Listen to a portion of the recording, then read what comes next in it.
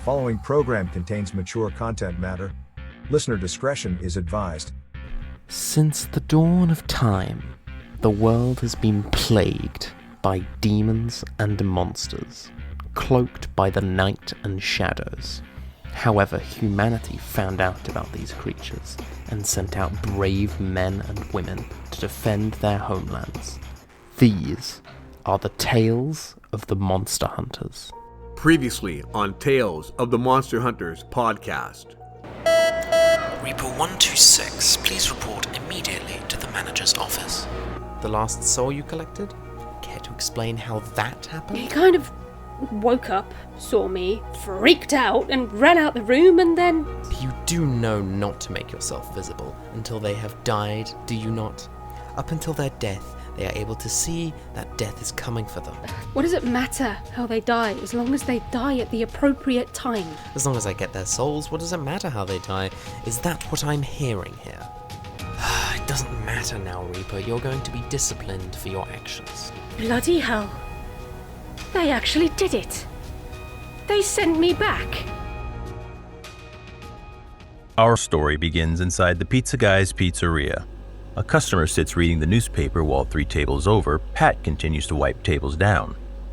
At that moment, the bell over top of the door chimes as it opens, and Bruno walks inside. Bruno looks over at Pat and then walks over towards him. Pat looks over at his brother and immediately realizes he is not wearing the same clothes he went out in. Good news, Pat.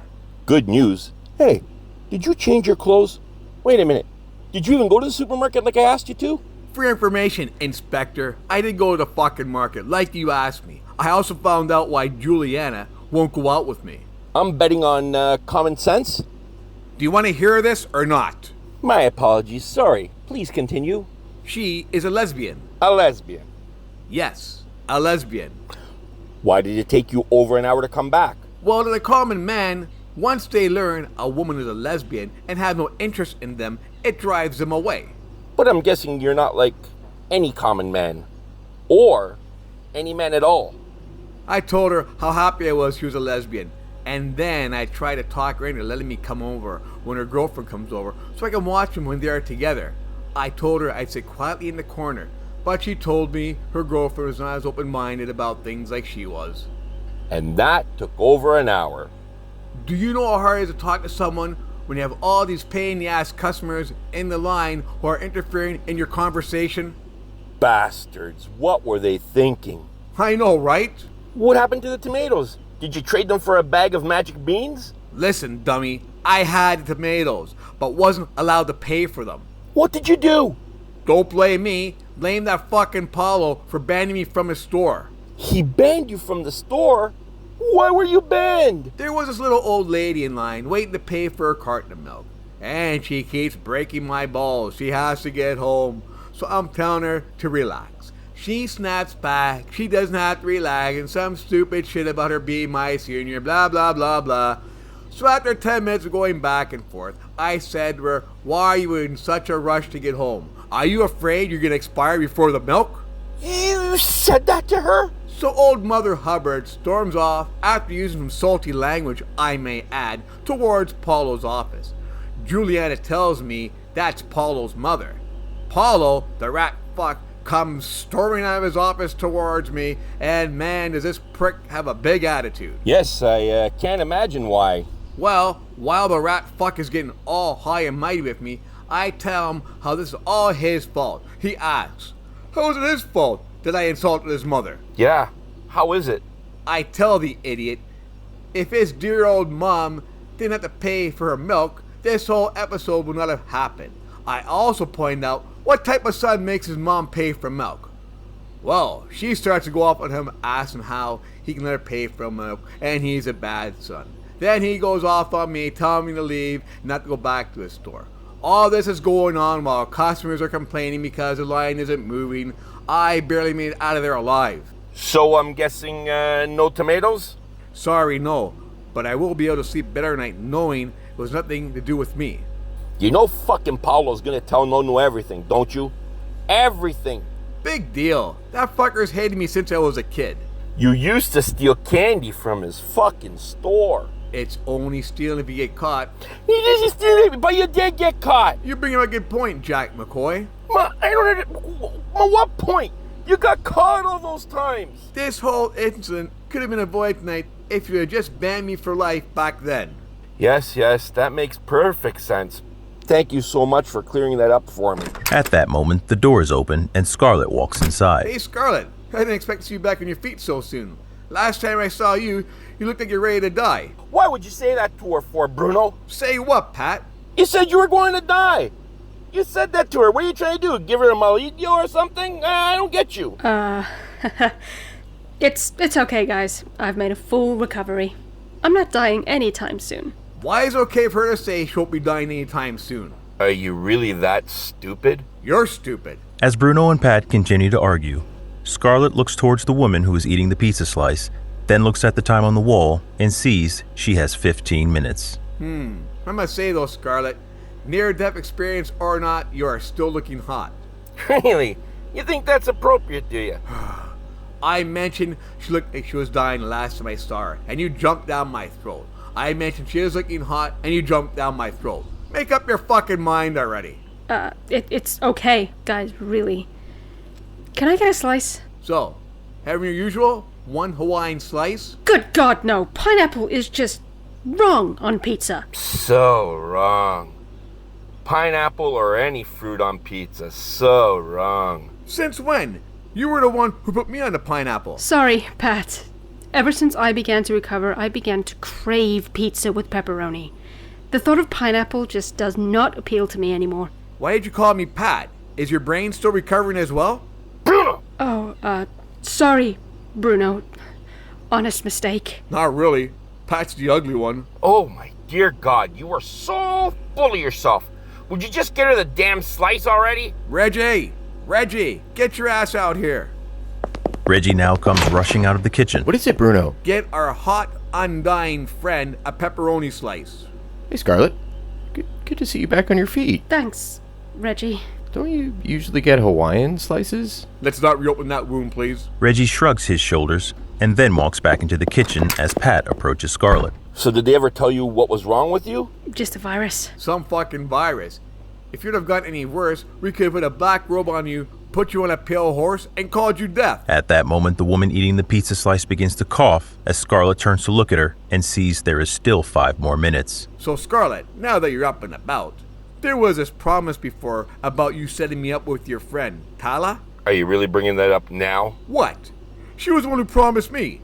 Please tell me Scarlet never had sex with this guy. Reggie returns with Scarlet's slice just as the woman begins to cough uncontrollably. Scarlet sees the time and sees there is 2 minutes to go and begins to eat. She's choking. Is she really now? Thank you, Captain fucking Obvious. To their surprise, Scarlet sees Bruno run up to where the woman is now standing and gets behind her. What are you going to do? I'm giving her the Heimlich. If you do it wrong, it could kill her. I see your near-death experience has made you more perceptive. Everyone watches as Bruno applies the Heimlich maneuver when the piece of pizza the woman was choking on comes shooting out of her mouth. Scarlet looks at the woman as Bruno releases her and then at the time and sees it is after 9:33. Oh, great. I'm sure I'm going to get blamed for this.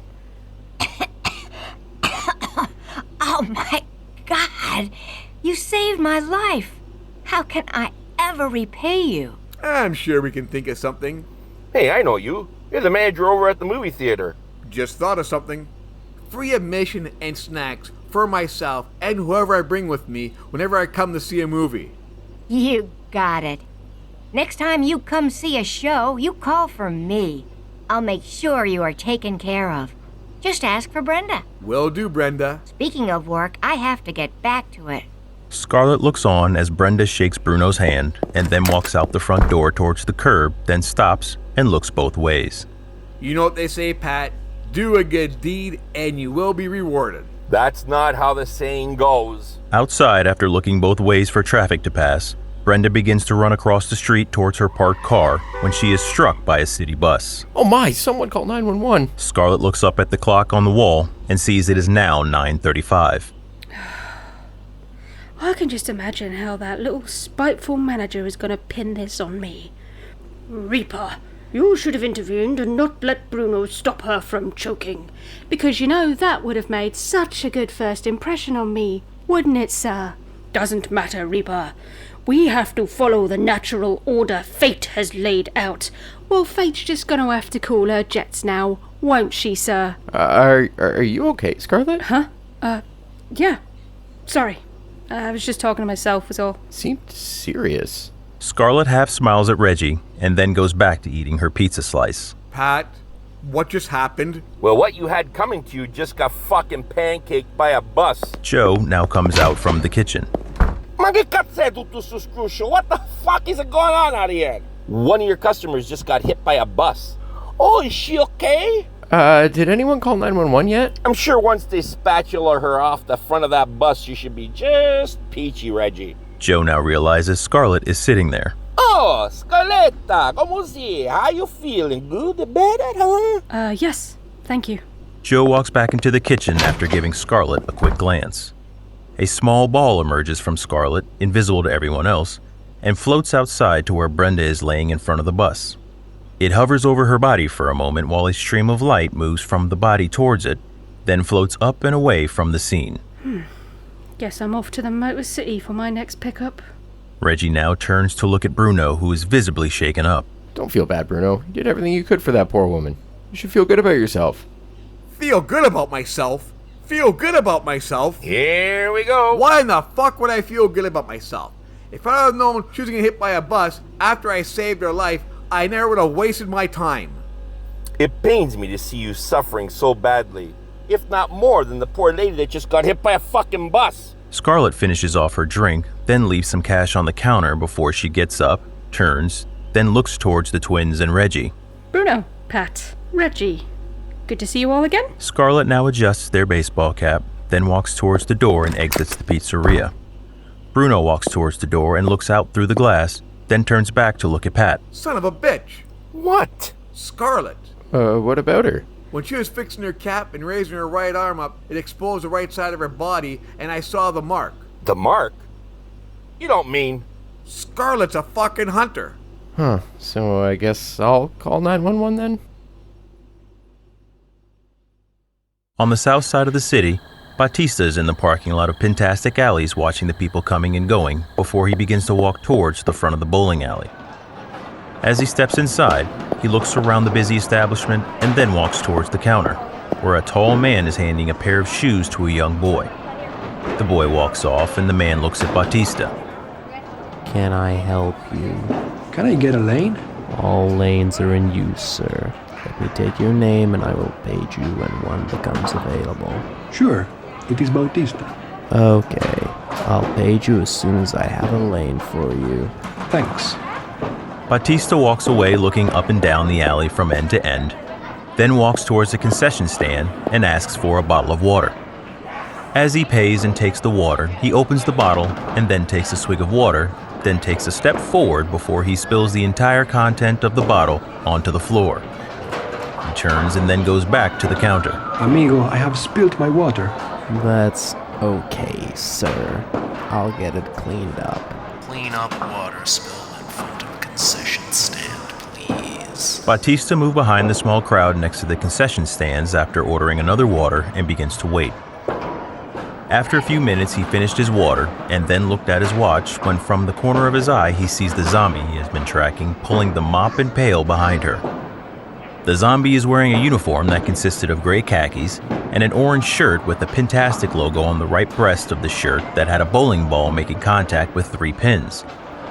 Under the logo was a name tag with the name Rhonda on it. Is Rhonda her actual name? As she begins to mop the floor, Batista watches it, then stops a moment as it looks around, then continued to mop. When it was done, it began to wheel the pail and mop away. Batista waited a moment until the zombie was out of sight, then hurried past the small crowd towards the exit and stepped outside away from the building. He pulled out his phone and called Joe. Pronto? Hello? Hello? Tio, it is Bautista. Bautista? Che c'è? Tutti cose ok? Tio, I found her. Huh?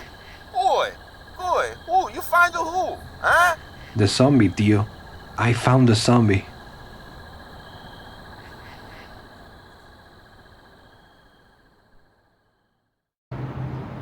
It was a hot and humid Thursday night in Tuxedo City, and as I always did, I let myself be talked into doing one last pickup before my shift ended. And this pickup would not be just some regular pickup. It would be the pickup of a Hunter Solomon Davies. Prasad never told me much about the pickups. All he would say to me was, "Alistair, you must go to this location and the name of the pickup on this night," and I may add very late night, as it was going on 3 in the a.m. I was going downtown towards Benton Avenue. Benton Avenue was a real seedy part of the city, littered with watering holes and grease spoons that no person with any self-respect would be caught in. A few nightclubs you only went to if you had low standards, and the most degenerative strip clubs you would think were out of the old grindhouse movies. They were so desolate that if you did not have a tetanus shot before you went in, you would need one after you left. The dancers were not grade A. Maybe C or worse. If you wore a biohazard suit inside of there, you might still leave with something you didn't expect to get.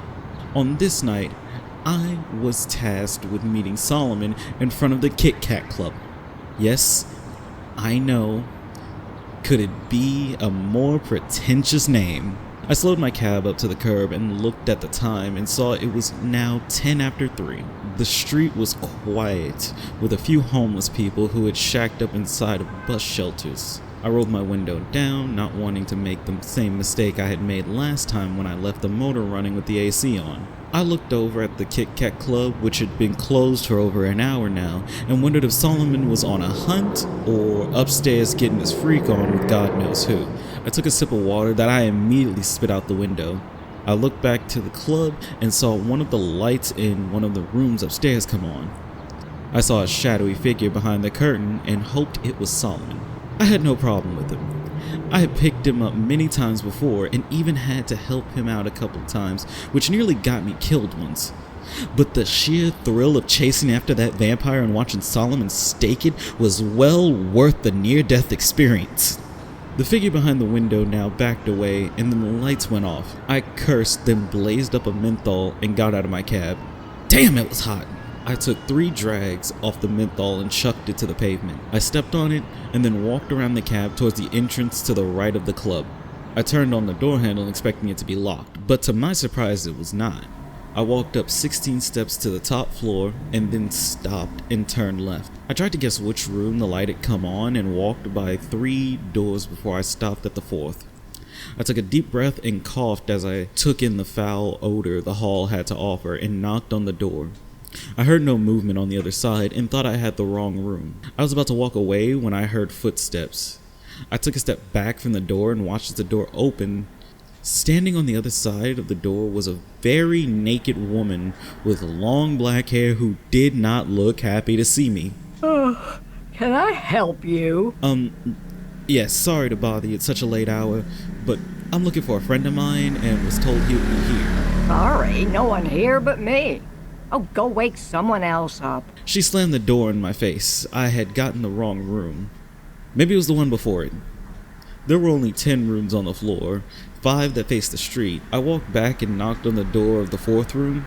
This time I heard movement right away. I took a step backwards expecting to get another cheery person, and when the door opened, I saw not a naked woman, but a very naked man standing there. Yes? Yeah, sorry to bother you, but I was looking for a friend of mine. Solomon. The man looked at me a moment, then waved me to come inside. As I stepped into the room, I saw the bed with the sheets pulled back and heard the door close behind me. I turned to look at the man who had put on a robe and was lighting a cigarette. You say you're looking for Solomon? You know him? Yeah, I know him. He was in the club tonight. Showed up after 11. He sat in a booth, had a few beers, then went in the back with one of the girls. Did you see him after that? No, I got busy, mind you. There are a lot of eager beavers in there who can keep their hands to themselves I have to look out for. Do you know the girl he went into the room with? Shauna. Shauna, huh? I looked at him a moment, then drew the .38 I had tucked in the back of my pants. What's this? It's really interesting that you say he had a few beers, but the thing is, last time I saw Solomon, he had just received his 1-year sobriety patch, so you want to start again minus the BS? The man chuckled and blew out his last puff of smoke, and then dropped the cigarette butt to the floor and put it out with his bare foot. Are you a hunter as well? Don't change the subject. Where's Solomon? He chuckled again, then flashed me a smile before he began to walk towards the closet. He stopped and looked back at me before he opened the door. 2 bodies immediately fell out the closet. One was female, and I assumed it was the girl Solomon was with, and the other body was Solomon's. I looked over their lifeless bodies and could see that their necks had been snapped. The woman's body had not been touched, but Solomon's body had been mutilated in certain parts. I must say I do enjoy a nice kosher meal with a glass of scotch, he said, looking at Solomon, then looked over to the girl. Dark meat. I likes me some red wine to go with it. I was shaking all over. I had never ever seen a dead body, and now I was looking at 2 of them. Do I smell Italian on you? I finally managed to look away from the bodies and at the man, who stood cool as a cucumber. What are you? I asked, aiming the .38 with my shaking hand. He began to laugh, then flashed his very big, sharp teeth at me. We've been called many things over the centuries, but we can go with what they are calling us now. A carnivore. And I may add, unless you have any silver bullets in that .38, you won't be able to stop me. He suddenly came at me and I fired off 2 shots at him. One missed him, the other struck him in the chest. That did nothing to slow him down. Before I could get the 3rd shot, he checked me hard to the floor. I groaned as I laid on my back and looked up at him as he walked towards me slowly, like he had all the time in the world. I looked on the floor around me for anything I could use to defend myself, but I was certain that the pair of slippers not far from me weren't going to be of any use. I looked underneath the bed, and to my surprise, I saw an old Yellow Pages telephone book.